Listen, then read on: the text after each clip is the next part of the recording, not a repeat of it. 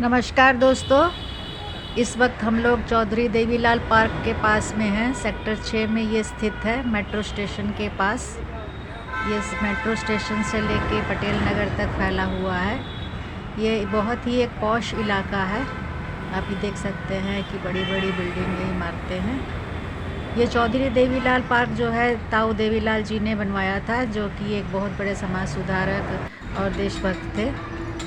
जब ये पार्क बना था तो इतनी सुंदर इसकी जो छवि देखने लायक हुआ करती थी, लेकिन बदलते हुए वक्त के साथ इसकी जो छवि है इतनी ज़्यादा बिगड़ चुकी है, इतनी ज़्यादा इसकी परिस्थिति ख़राब हो चुकी है कि अब इसमें मतलब बैठे हुए बुज़ुर्ग भी ये कहते हैं कि अब यहाँ देखभाल तक भी नहीं होती, ना रख रखाव का कोई व्यवस्था रह गई है।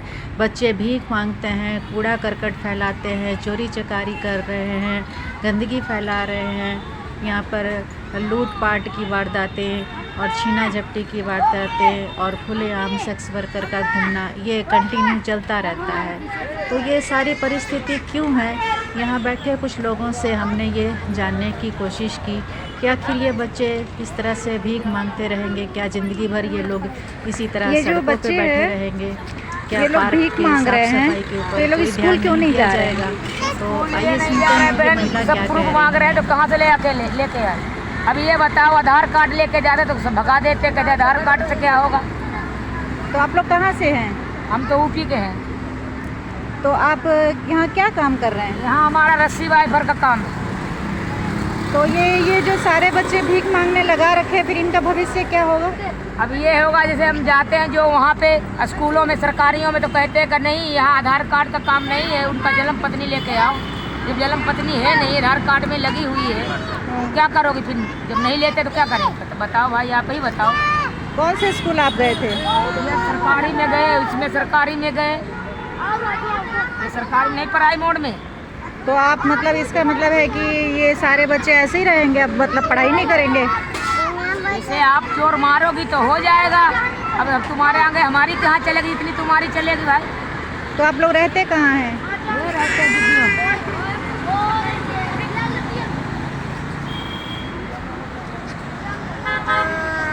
तो इस तरह से तो आप पूरे बच्चों का तो भविष्य जीरो है इस हिसाब से। तो मेरे को बात करनी पड़ेगी फिर, ये तो तरीका गलत है। बात कर लो आप, जो हो सके तो करवा दो, तुम्हारे हुआ होगी। वाहवाही की बात नहीं है, पर आप लोगों ने इनके लिए क्या सोचा है? इन लोगों के लिए ये सोचा था कि स्कूल में जाएं, कुछ ज्ञान पाएंगी, पढ़ेंगी तो दिमाग पा जाएंगी। पर तो आप इनको लेके सड़क पे बैठे हैं। अब जब जा नहीं रहे तो क्या करें? जब ले ही नहीं रहे तो क्या करें, ये बताएं। चलिए हम देख। जब हमने इस विषय में सोचा कि भाजपा नेता दिनेश कौशिक जी से वार्तालाप की जाए, हम उनके ऑफिस में पहुंचे और हमने उनसे इस बारे में कुछ जानने की कोशिश की कि आखिर ये परिस्थिति इस तरह। नमस्कार सर, आपका परिचय? सर क्या कहते हैं? मैं समाज सेवी दिनेश कौशिक, भारतीय जनता पार्टी प्रत्याशी बहादुरगढ़।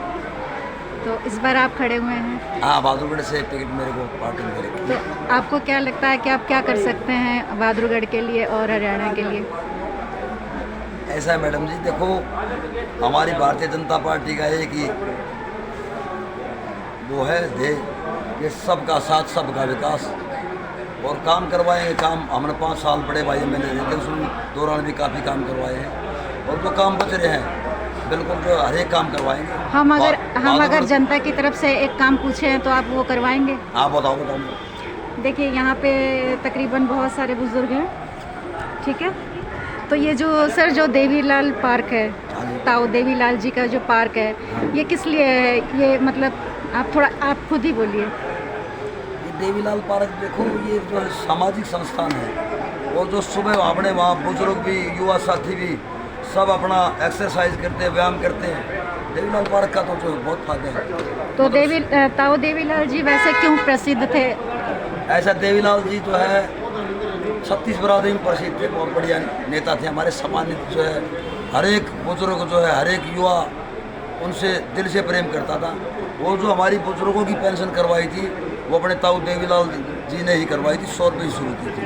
और अच्छा। हमारी भारतीय जनता पार्टी ने आज उसको 3000 में पहुंचा दिया। सर लेकिन दुख की बात है कि आज देवीलाल पार्क बहुत बुरी परिस्थिति में है। मैं अभी वहीं से आई हूँ, मैं यहाँ नज़दीक पटेल नगर में ही रहती हूँ और वहाँ बिल्कुल यूपी के जो स्थानीय लोगों ने यहाँ बिल्कुल डेरा डाल रखा है और जो कोई भी आता है बच्चे उनसे भीख मांग रहे हैं और बहुत कूड़ा कर रखा है। सेक्स वर्कर घूम रही हैं पार्क में, सफाई का नामो निशान नहीं है। कुछ बुजुर्ग बैठे थे, उन्होंने भी बड़े दुख से कहा कि मैडम यहाँ अब रख रखाव कुछ नहीं होता है।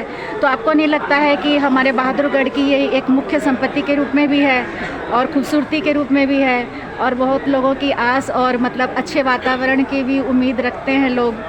तो क्या ये उचित लगता है आपको कि हमारा मेट्रो सिटी, हमारी बहादुरगढ़ सिटी को इस तरह से लोग गंदा कर रहे हैं और उस पर कोई कार्रवाई नहीं होती? देखिए मैडम जी, आज आपने मेरे सामने बात रखी है। जो भी दिक्कत है वहाँ पे, किसी गंदगी की दिक्कत है, चाहे को जैसे आप बता रहे हो कोई भी दिक्कत है, मैं एक बार जो है 5 तारीख के बाद और मैं अभी चेयरमैन से बात करता हूँ, जो भी वहाँ की समस्या है उसके बिल्कुल सिरे से दूर करेंगे। हाँ जी, मैं पिछले 1 घंटे से अभी वहीं हूँ, मैंने पूरी रिकॉर्डिंग ली है, उसको तो मैं डालूंगी।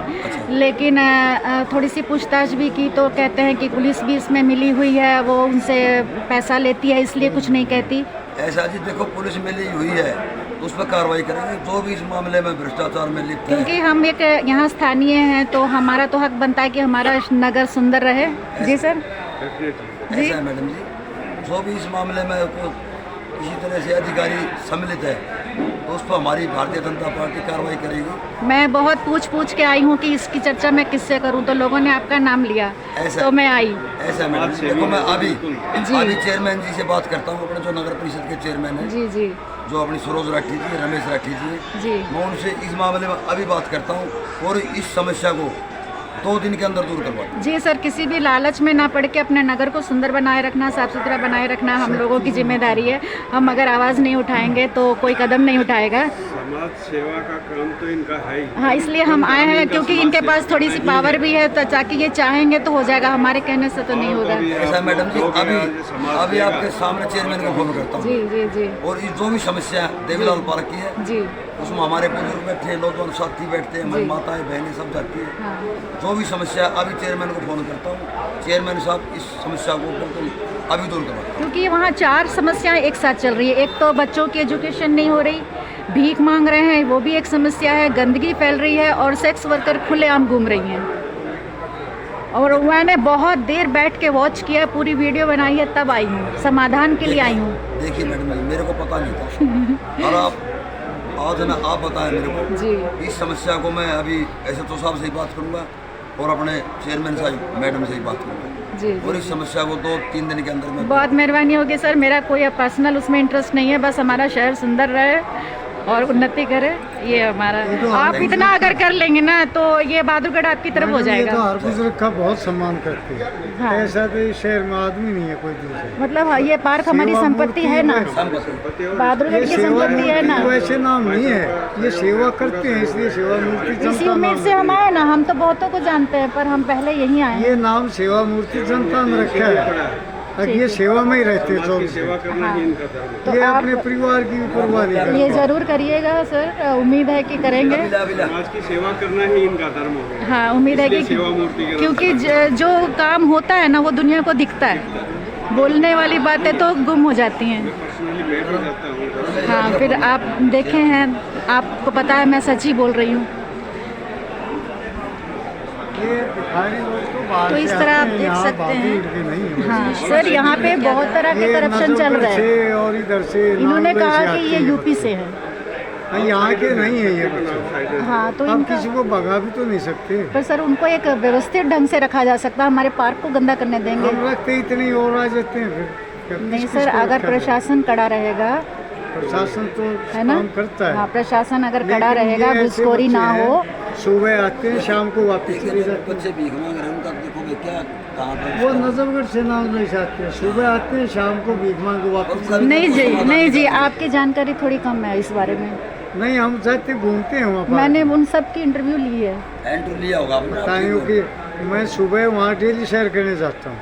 हाँ घूमता हूँ तो आपको नहीं लगता कि या उस टाइम पे नहीं सुबह आता, नहीं होते ये अर्ली बच्चे। मॉर्निंग में जाते ये हैं नांगलोई और नजफगढ़ से आते वो हैं। तो खाट डाल के वहाँ पड़े हैं, वहीं सोते हैं। वो रोज सुबह चले जाते हैं, वो पार्क में नहीं है, वो उस तरफ है। वो पर आपको गुब्बारे लगता वगैरह है कि ये मेट्रो सिटी में इस तरह का माहौल उचित है? पहले भी कई बार उठाए हैं वो कमेटी में। क्या सर की इतनी पावर नहीं है कि ये आदेश दे सके? अभी तो ये बने नहीं है, आदेश किसको दें? एमएलए बनने के बाद तो आदेश नहीं। जो इस पद में हैं उनसे उन्होंने बता तो दिया अभी हम से चेयरमैन साहब से बात करेंगे, कर भी पुलिस रहे हैं। SHO से बात करेंगे। हाँ, तो इस तरह से आपने सर। सुना कि दिनेश कौशिक जी ने कहा ठीक है कि सर, तो उन्हें इन सारी आप घटनाओं हमें- के आज आपके सामने चेयरमैन साहब की बात करें। चेयरमैन साहब कितने एक्शन लेते हैं समाज के प्रति? और इनको पावर आते हैं, पहली कलम से करेंगे, ये इतने सकता है काम को नहीं छोड़ेंगे। मैं इसको चैनल को वायरल कर दूंगी ना, तो ये सब तक पहुंच जाएगी चीज़ें। मैं आपके सामने ही बात करें। दिनेश कौशिक जी ने आगे ये कहा कि वो जल्द से जल्द इस पर एक उचित कार्रवाई करते हुए इस पर इसकी रोकथाम करने के लिए और इस बढ़ते हुए भ्रष्टाचार को रोकने के लिए उचित कदम उठाएंगे। अब देखने वाली बात है ये कब तक हो पाएगा।